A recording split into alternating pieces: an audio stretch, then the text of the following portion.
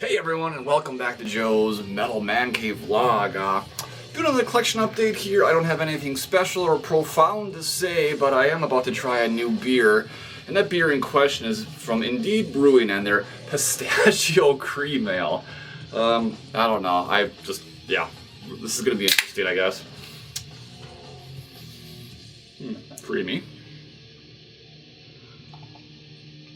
Pour it into the goblet. It's a goblet kind of day. It's nice and warm outside. Good day to drink from a goblet, no doubt. Yeah, so there's that. Pistachio Cream Ale, everyone.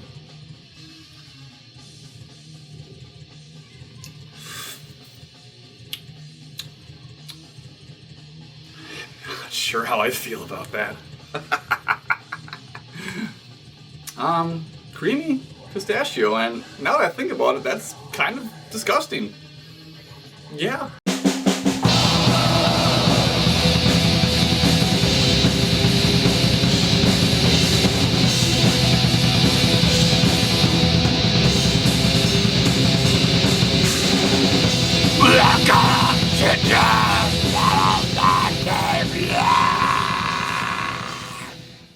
Alright, let's kick things off with an album and a band that I kind of know about for a really long time, but just never heard until recently when I found this album in Chicago when I was there for the Mort Green show a few weekends ago, and me and my buddy visited Reckless Records, which is something of a chain record store in Chicago that's been going for many years, but yeah, every time we go there because we usually find some good stuff, and this was no exception.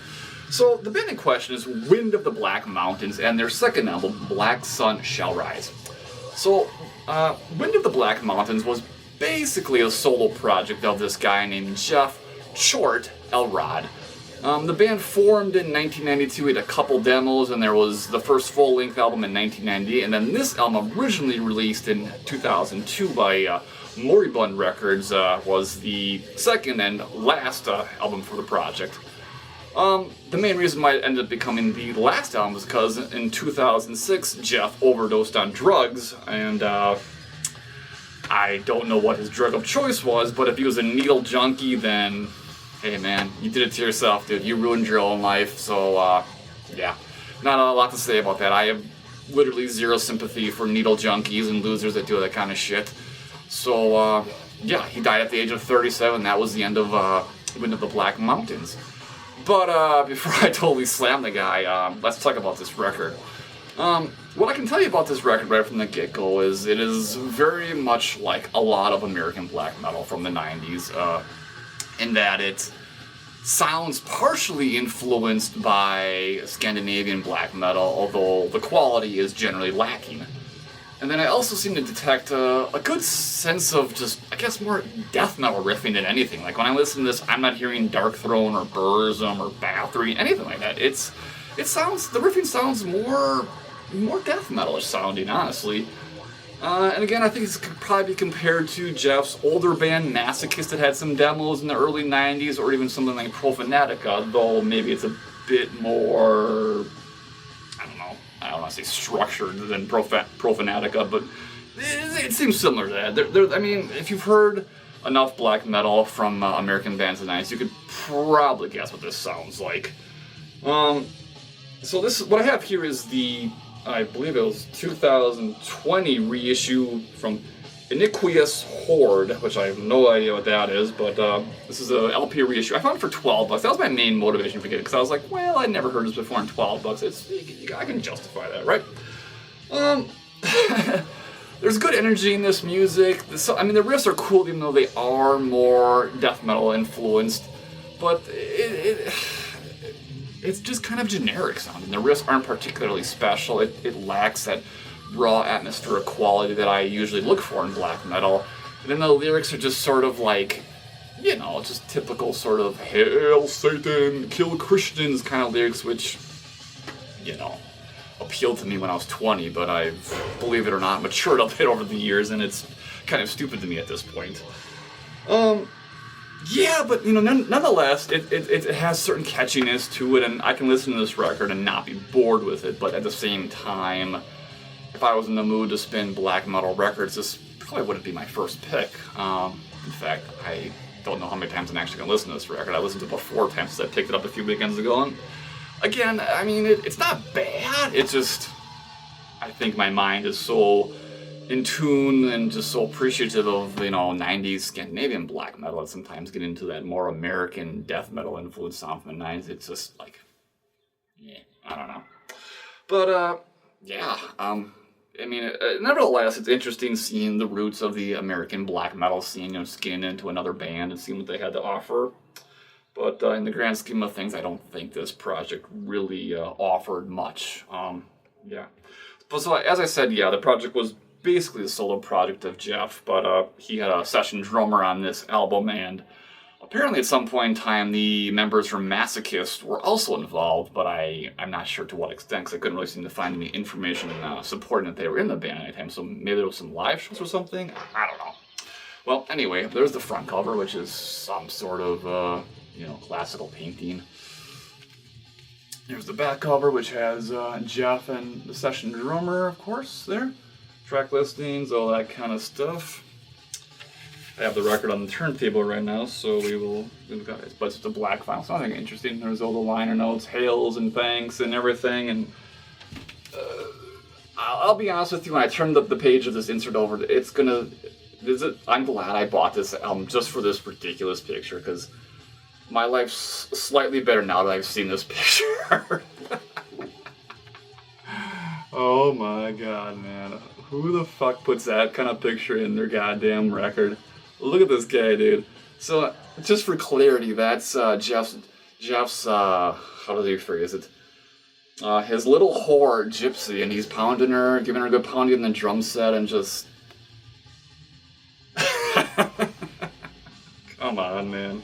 So corny, man. And just like, you just know this was like some chick that was just like hanging around with the band back then. And just like, oh, I'm hanging out with the black metal band, I'm so cool. And I bet you this chick got passed around about fucking 20 different bands throughout the 90s. Just, oh my god. But that's fucking classic right there, man.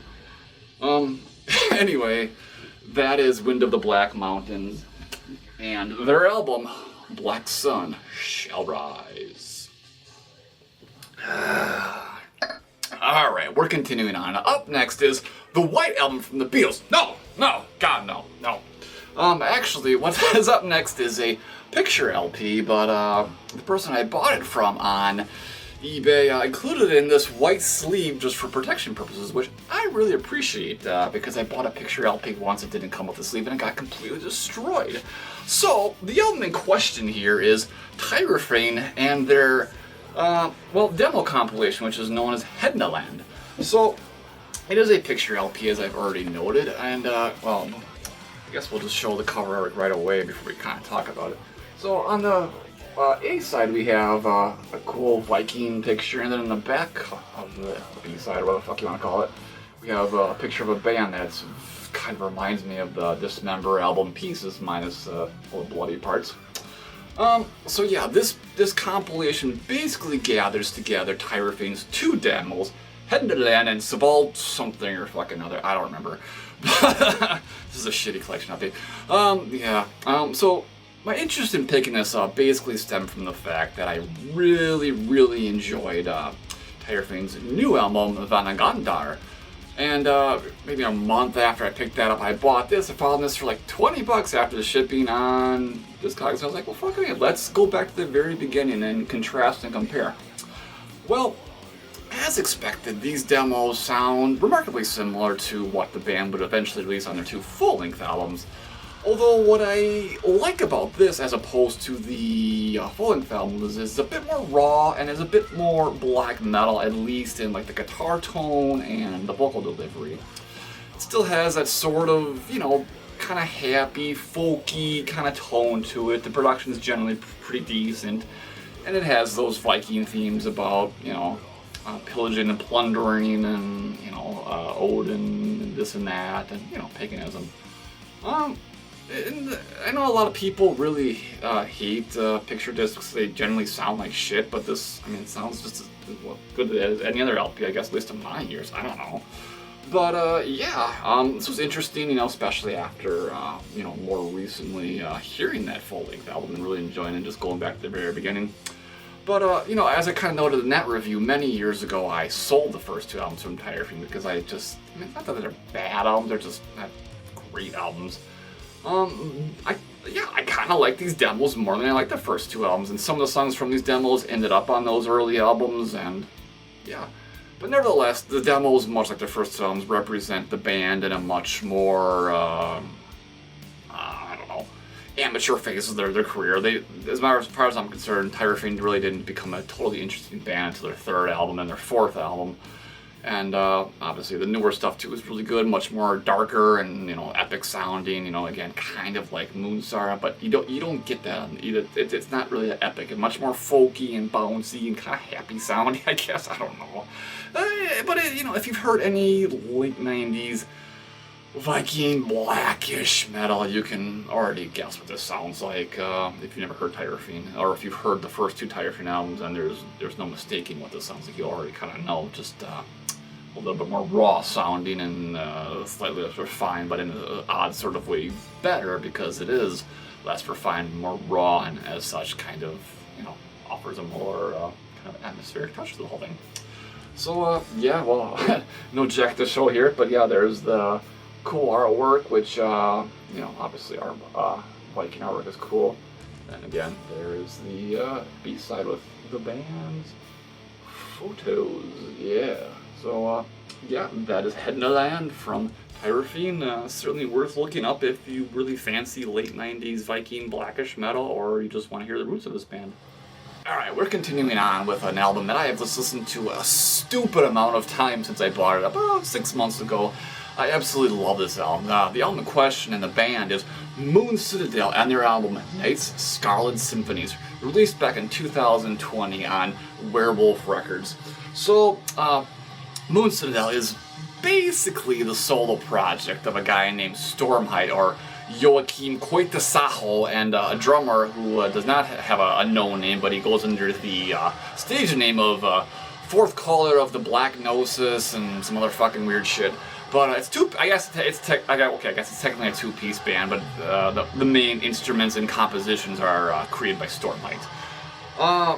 Of course, Stormhide is also a project that Joachim does. It has been his main project since the early 2000s, but now he's, I guess, more focusing on Mooncitadel. And that's cool because I feel like I heard Stormhide at some point in time and didn't really do much for me, but this record is just incredible. I guess the best way to describe Mooncitadel would be to call them melodic black metal, but it maintains a very true and very underground sort of variation of melodic black metal, whereas, I guess, you know, usually when you think of melodic black metal, you're kind of expected to be, you know, well-produced and clean and, you know, more made for the masses. Now, this has a total underground kind of feel to it, and it is phenomenal. I've seen a lot of people say that this album sounds like 90s symphonic black metal. Don't believe it. It doesn't. In fact, a lot of the riffing in this album sounds very influenced by the early Greek black metal scene. Tell me I'm fucking wrong, but man, I'm hearing it in this riff. Like, listen to this riff right now. That just sounds like fucking like some old Rotting Christ or Necromancer stuff. It's there, man. And I don't know.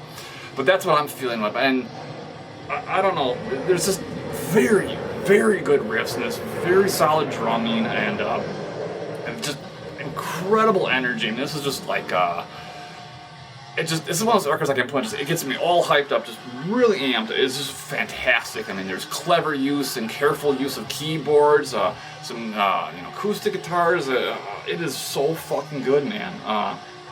Yeah. Just the riffs just keep coming. I mean, like, you think, like, you know, you're gonna get to a certain point in the record, it's gonna, like, kind of, like, chill up, but, like, every song is just awesome riffs, just keeps you involved, and just, man, I love it. It is just great. If you've not heard this album yet, I highly encourage you to do it. I mean, like I said, I bought this about 6 months ago, and I play it pretty regularly. It is just so good. I mean, I also, when I'm playing, like, my digital music from Bandcamp, I play it pretty often. So it's got numerous spins on the turntable, and, you know, from my Bluetooth speaker when I'm at work and shit like that. It's fantastic. Just awesome stuff. So there's the front cover, and has, you know, a classical painting. I think the thing that's a bit peculiar, though, is that the album title's at the top and the band's logo at the bottom, so it almost makes you think, like, the band is Night Scarlet Symphonies and that the album is called Mooncitadel. But no, it is, in fact, Mooncitadel, and the album is called Night Scarlet Symphonies. So it's a back cover. Track listing. Yeah, another, I don't know, in a plastic painting or something. And interestingly, there's pictures or drawings of the two band members, which I think is really cool. Kind of, you know, again, brings you back to, like, I don't know, like, remember, like, old Marduk had some, like, drawings of the band, I think, was it Heaven Shall Burn, or was it Opus Nocturne? I think Opus Nocturne, they had, like, drawings of the band in the book. So, yeah, kind of brings you back to that. And then we have lyrics there, and, well, again, the record is on the turntable right now, so I can't show it, but it's just a standard black vinyl. But, very, very good. Very just, you know, melodic, Scandinavian black metal, Finnish black metal. So, I mean, if you can, maybe if you're really well versed in Finnish black metal, you can kind of guess what it sounds like, but at the same time, like I said, it doesn't necessarily sound like Scandinavian black metal. There's definitely Greek influence in this. I swear to fucking Christ, it has to be there, unless I'm just like going crazy for it, which is possible, but I don't know. I'm definitely hearing some Greek influence riffing here, and just, I mean, it doesn't, I mean, maybe it's also because the record doesn't really have kind of a colder, you know, raw black metal feel to it. It has a warmer kind of vibe to it, and yeah, I don't know, but regardless, just look it up, listen to it, is phenomenal. So I should have also mentioned earlier, but the band had a demo and a compilation that came before this album. Then more recently there was another EP that I think was released as a 10-inch vinyl, or maybe it was a CD, I don't know. But I definitely want to get my hands on all of it, because this is fantastic. And I guess the project was originally operating under a different name from about 2007 to 2014, and all those demos were gathered together on a compilation as well, so I'm pretty curious to hear that as well. So definitely something I gotta keep my eyes open for, definitely get my hands on soon. But anyway, if you haven't check this out, just Mooncitadel, this fucking rules, man. Mooncitadel, Night's Scarlet Symphonies. Alright, well, we talked about some LPs there. Now let's talk about some CDs. This next one is actually a leftover from the Dread Records haul from a few months ago, and the video, of course, from several weeks ago. I had meant to talk about it in that video, but I progressively got more drunk in that video and then just sort of forgot about it. So, yeah, let's talk about that album that I forgot. So, the album in question is Nastrond and their album From a Black Funeral Coffin. Nastrond is a Swedish black metal band that has kind of formed in the early 90s, I think about 1992, and they went until, I think, about 2010. This album, or compilation if you will, gathers together their two demos, The Black Winter and From a Black Funeral Coffin. The main way to describe this music is I would say it's raw black metal, but it definitely has some melodic touches to it. Perhaps you could describe this as something kind of comparable to Marduk or Gorgoroth, but just a lot raw and dirty sounding, and just a vocalist that is just demonically possessed. I love the vocalists. He just sounds rabid and evil as fuck sounding on this stuff, and it's just fantastic. It's really great riffs. The drumming is pretty competent. It's nothing overly special, but it's definitely very solid. Good, good drumming for a fucking demo, man. This is really cool stuff. I mean, Nastrond is mostly known for their first album, Tota Slut, which came out in '95, I want to say. That's kind of like their classic album. I've wanted to own that album for many years, but it's been perpetually out of print, and I know it got re-released, I don't know, some years ago, but it just was very limited. It went out of print again, which is frustrating, because it's a very good album. So I had to settle on this, and this is the first Nastrond release I have in my collection, but god damn, this is so good. In fact, really, this and their first album is just phenomenal, essential Swedish black metal. Their second album, Age of Fire, is decent, but something was lacking in that one. And then I haven't heard any of the later stuff, because I think after Age of Fire they temporarily broke up or something. I don't know, they weren't really active, I don't know. But they had a couple more albums in the 2000s, EPs and all that, which I'm sure are great, but this early demo stuff, this is really good, man. Again, if you kind of You know, yeah, I guess just, you know, it kind of has a Gorgoroth feel, early Gorgoroth, Pentagram, Antichrist, and then maybe if you could picture a more raw and ugly sounding Marduk, that's maybe comparable. But when I listen to this, I don't hear like Burzum or Darkthrone or any of that, you know, Norwegian sound here. No, not Emperor or anything like that. It's distinctively very, very Swedish sounding, I guess. It's melodic, but still raw and just evil as fuck sounding. So, yeah, if you can get your hands on this compilation, I highly recommend it. This is great stuff. So, yeah, there's a front cover. We have this little ghoul on there. Just, yeah. It's a picture of the band on the back, too, the track listing. CD's playing the CD player, of course, so I can't show you that. And then there we just have some basic information. Yeah. Draugr is the vocal and guitarist, and then the drummer is Argoneth, if I'm saying that right. Yeah. I always like their logo a lot, too. That's super cool looking. Just, yeah, man. Hell yeah. Front cover again. There's the track listing. Yeah. You get a couple different versions of songs on this compilation, which, I don't know, it's a little weird, but that's kind of how it goes with compilations sometimes, especially these black metal bands. But each version sounds really fucking cool, so if you've never heard Nastrond, definitely look it up. This is fucking just evil sounding black metal, but still melodic and just really good. Alright, one more review here on this collection update, and now we're going to talk about a band that I have known for many years, and generally have always enjoyed this band, although I haven't necessarily heard older albums or followed them that closely. So the band in question is Frostmoon Eclipse and their album Death is Coming. I first heard Frostmoon Eclipse back right around this time this album was released. ISO 666 Releases had released a compilation back then and sent it to me for review on my old zine Lunar Gnosis. And out of all the songs on that compilation, the song Waiting for the Storm, which appears as the last song on this album, really stood out to me. What made it stand out to me is back in that time period, I was sort of going through this thing where I was like, I hate raw black metal. I was just saying I hate black metal. I was just sort of like, I don't know, sort of like rebelling against that sort of old school song, because I was like, well, it's the new millennium, let's get on with it, let's have better production, let's get over the whole scene. Let's write about other topics and stuff like that, whereas then, like, within the past 10 years, I've fallen more back into line and been like, yes, I want Satanic Eclipse, I want raw production, and then if I hear something that has a better or cleaner production, I'm like, I fucking hate this, so that's things sort of becoming, it's nothing coming full circle. Whatever, it doesn't matter.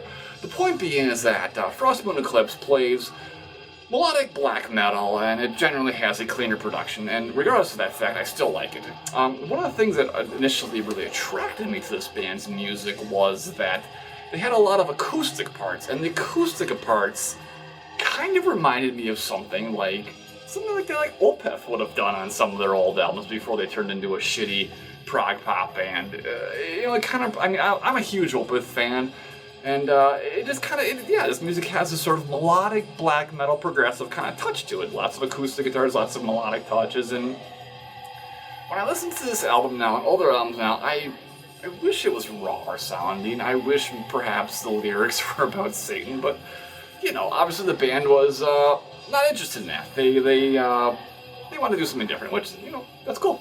I found this album used probably about 4 months ago, obviously, for pretty cheap here. Not too bad of a price. I found an exclusive company, and if you guys know who the exclusive company is, because if you watched my video, if not, there it is again, you can check that out. But,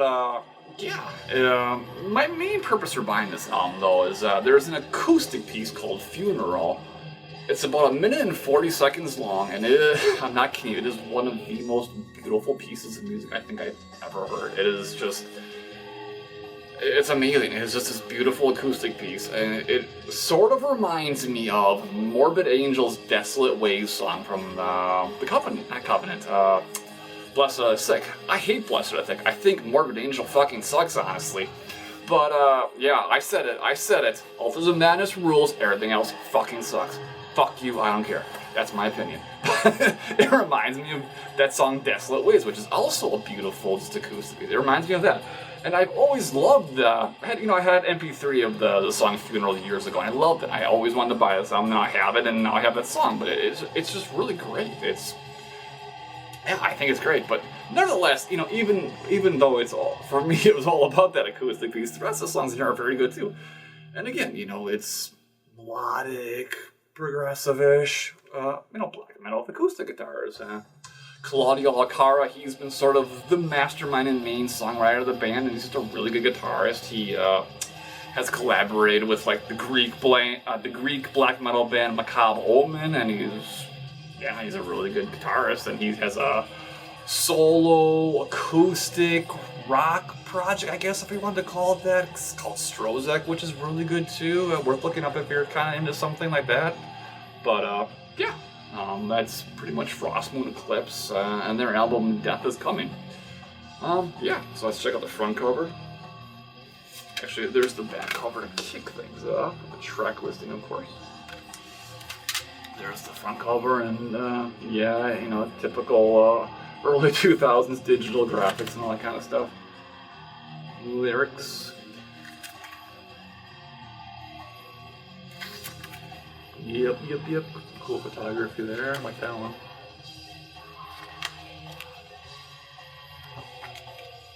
Yeah, so that is pretty much Frostmoon Eclipse. Well, what can I say? Thank you guys so much for joining me again here on Joe's Metal Mancave.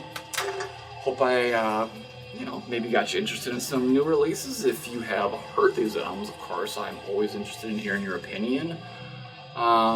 If you haven't heard them, and if you do hear them, definitely let me know what you think somewhere down the line, because, yeah, they're all pretty cool records, and I think if you're into black metal of various shapes and sizes, you will enjoy them. So, again, thank you to everyone who's been subscribing and watching the videos. I'm very pleased with how things have been going with this channel so far, and hope it continues to grow. Well, anyway, I will see you next time on Joe's Metal Man Cave.